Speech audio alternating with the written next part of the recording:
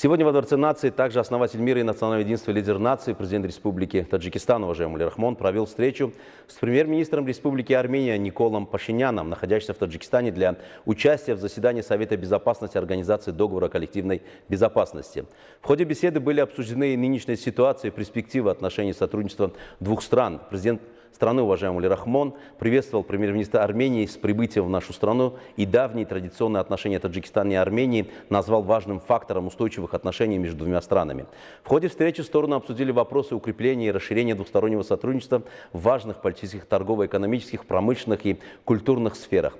Для содействия развитию и расширению отношений двустороннего сотрудничества была посчитана важная практическая реализация ранее принятых и подписанных документов о сотрудничестве, активизации деятельности межправительственной комиссии по экономическому сотрудничеству и проведение на этой основе торговых форумов.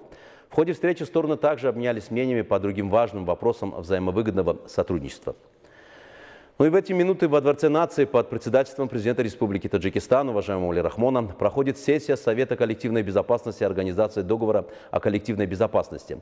В работе сессии принимает участие председатель Совета коллективной безопасности ОДКБ, президент Республики Таджикистан, уважаемый Эмомали Рахмон, премьер-министр Республики Армения Николь Пашинян, президент Республики Беларусь Александр Лукашенко, президент Республики Казахстан Касым-Жомарт Токаев, президент Кыргызской Республики Садыр Жапаров, генеральный секретарь ОДКБ Станислав Зась и глав государств обмениваются мнениями об актуальных проблемах международной и региональной безопасности, основных итогах деятельности организации в межсессийный период, а также заслушивают информацию о приоритетных направлениях деятельности в период предстоящего председательства ОДКБ Республики Армения.